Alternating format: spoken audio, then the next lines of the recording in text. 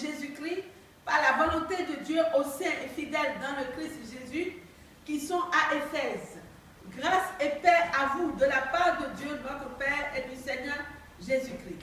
Béni soit le Dieu et Père de notre Seigneur Jésus-Christ, qui nous a bénis de toute bénédiction spirituelle dans les lieux célestes en Christ, selon qu'il nous a élus en lui avant la fondation du monde, pour que nous fussions saints et irréprochables devant lui en amour, nous ayant prédestinés pour nous adopter pour lui par Jésus-Christ selon le bon plaisir de sa volonté, à la louange de la gloire de sa grâce dans laquelle il nous a rendus agréables dans le bien-aimé, en qui nous avons la rédemption par son sang, la rémission des fautes selon la richesse de sa grâce, laquelle il a fait abonder envers nous en toute sagesse et intelligence, nous ayant fait connaître le mystère de sa volonté selon son bien plaisir, qui s'est proposé en lui-même pour l'administration de la plénitude des temps, savoir de réunir en un toutes choses dans le Christ, les choses qui sont dans les cieux et les choses qui sont sur la terre, en lui,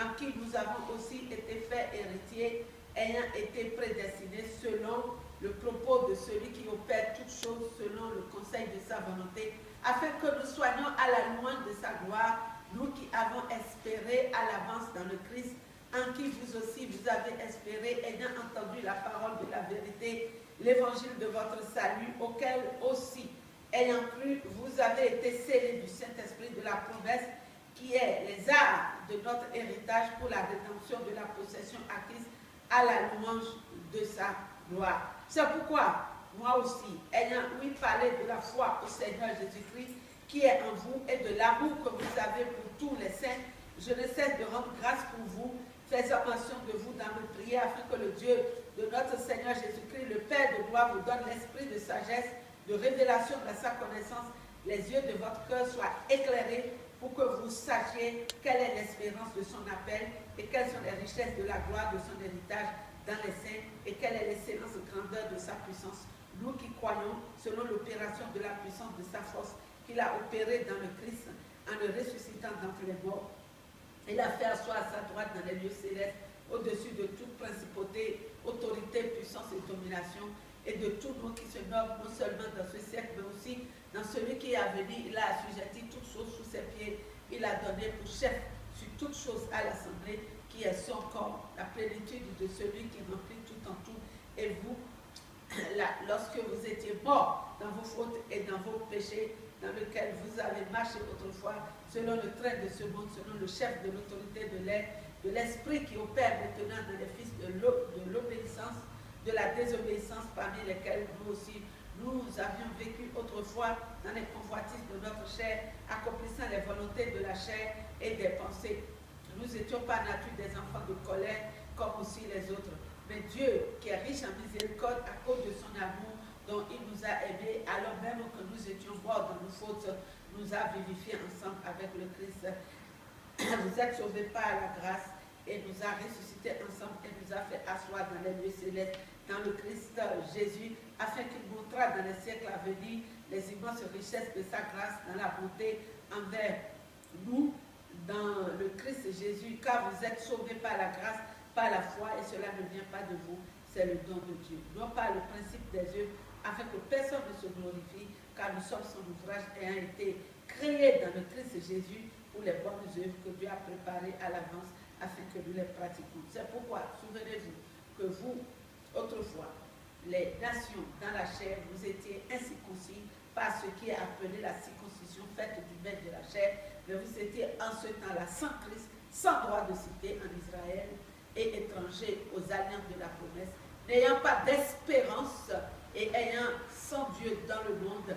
Mais maintenant, dans le Christ Jésus, vous qui étiez autrefois loin, vous vous êtes approchés par le sang de Christ, car c'est lui qui est notre Père, qui des deux en a fait un et a détruit le mur mitoyen de clôture, ayant aboli dans sa chair l'inimité, la loi des commandements qui consiste en ordonnance, afin qu'il créât les deux en lui-même pour être un seul homme nouveau en faisant la paix, et qu'il les réconcilia dans tous les deux en un seul corps à Dieu par la croix, ayant été tué par elle l'inimité. Il est venu et il a annoncé la bonne nouvelle de la paix à vous qui étiez loin et la bonne nouvelle de la paix à ceux qui étaient près. Car par lui, nous avons les uns et les autres accès auprès du Père par un seul esprit. Ainsi donc, vous n'êtes plus étrangers ni voyageurs, mais vous êtes concitoyens des saints et gens de la maison de Dieu. Elle a été édifiée sur le fondement des apôtres et des prophètes, Jésus-Christ lui-même étant la maîtresse pierre du point, en qui tout édifice bien ajusté ensemble croit être un exemple saint dans le Seigneur, en qui vous aussi vous étiez édifiés ensemble pour être une habitation de Dieu par l'Esprit. Oh, alléluia, vous pouvez continuer. Alors, il dit que nous sommes rapprochés de Dieu. Amen. Nous étions morts, loin de Dieu, étrangers, voyageurs, sans droit de cité. Mais maintenant, nous nous sommes réconciliés avec Dieu. Nous ne sommes plus étrangers, voyageurs, sans droit de cité. Nous avons une cité. Nous avons un Père. Nous avons un Dieu. Nous sommes dans sa maison. Est-ce que nous le croyons? Est-ce que nous croyons ça? Mais croire, c'est démontrer. Croire, c'est démontrer. Est-ce que nous sommes dans la maison de Dieu? C'est pas moi qui dis. Paul dit que nous avons accès à Dieu. Nous sommes ses enfants. Nous sommes dans sa maison. Nous sommes assis dans les lieux célestes. Mais est-ce que c'est vrai pour nous, ce qu'il dit? Ma soeur, amen. Alléluia. Est-ce que tu es sûr que tu es avec Dieu? Je suis dans la maison de Dieu. Oui, mais Paul te dit ici que tu n'es plus étrangère, tu n'es plus voyageur, tu n'es plus sans cité. Tu as un Dieu, tu as un Père et tu es réconcilié avec lui. Et ce Dieu, ton Père, t'a mis assis dans les lieux célestes avec Christ. Est-ce que c'est vrai pour nous? Est-ce que nous le réalisons?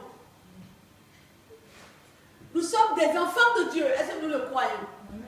Mais alors, si je suis enfant de Dieu, pourquoi je dois garder une maladie des années? Non, mais je pose la question. Si je suis enfant de Dieu, pourquoi la maladie vient chez moi? Je suis dans la maison de Dieu. J'ai mon papa qui m'a dit, je te guéris, et je dois garder une maladie. C'est que je ne crois pas que je suis assis dans les lieux célestes avec Dieu. C'est parce que je ne crois pas que vraiment j'ai droit à la guérison. Je me laisse dominer par une maladie que mon Père a déjà détruite à Golgotha il y a 2000 ans parce que le sang de son fils bien-aimé a coulé pour chasser cette maladie. Je n'ai pas le droit de la garder. Pourquoi je dois garder une maladie alors que je suis avec Dieu dans sa maison?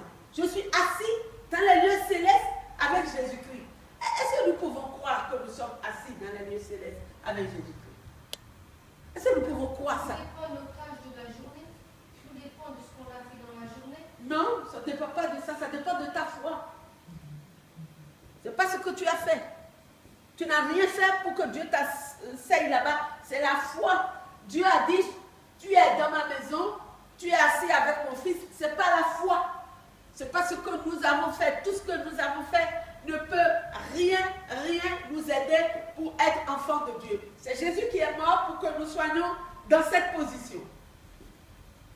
Jésus, quand il est mort, il a dit que ceux qui vont croire qu'il est mort pour leur péché, ils vont devenir enfants de Dieu. Ils seront dans la maison de Dieu. Mais attends, si je suis dans la maison, je bénéficie, non, de l'eau de la maison, du chauffage de la maison, le pain de la maison, les fruits de la maison. Non, je ne bénéficie pas. Mais de quoi l'homme bénéficie? Moi, je ne crois pas dans les gens qui disent « Je suis réconcilié avec Dieu, je crois en Dieu » et c'est comme s'ils ne sont pas dans la maison. Je ne crois pas. Je ne le crois pas. C'est faux. Ils n'y sont pas. Ils n'y sont pas.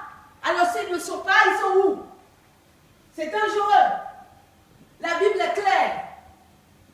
Quelqu'un qui ne veut pas se convertir, qui ne lâche pas le péché, qui n'abandonne pas, qui ne passe pas par la repentance, abandonner le péché, il ne peut pas s'asseoir avec Christ dans les lieux célestes. Impossible. Il ne peut pas.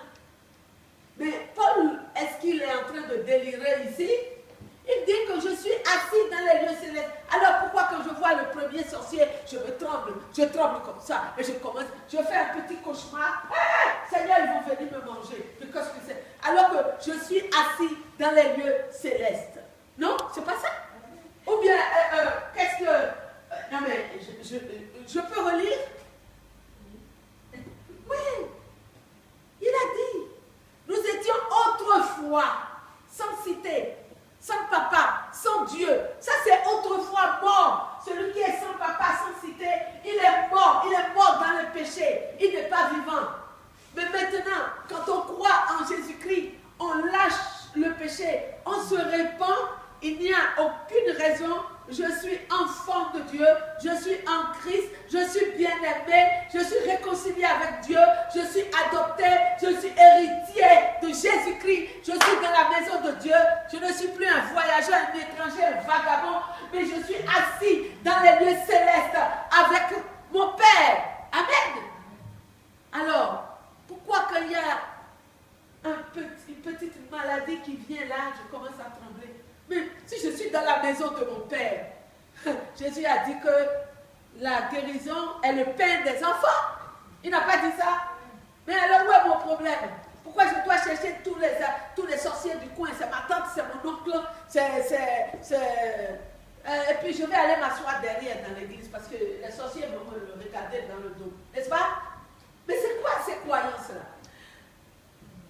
Ça, c'est des croyances qui n'ont aucune base biblique. Ça, c'est les croyances des chrétiens morts qui ne sont pas ressuscités et qui n'ont aucune cité. Mais si je suis dans la maison de mon Père, attends, quelque chose arrive, j'ai droit automatiquement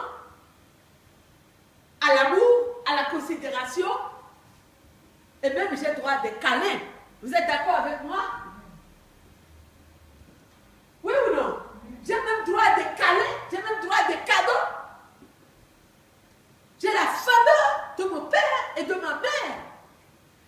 Dieu, il est plus que les parents. Il est plus que des parents charnels qui aiment leurs gosses. C'est ce que Paul est en train de dire ici. Il dit que nous sommes scellés. C'est incroyable, non? Nous sommes scellés. Vous vous rendez compte? C'est extraordinaire ce que Dieu a fait de nous. Nous devons croire notre position en Christ pour pouvoir être ce que nous devons être. Dieu, il a, en créant chacun de nous, il a mis en Christ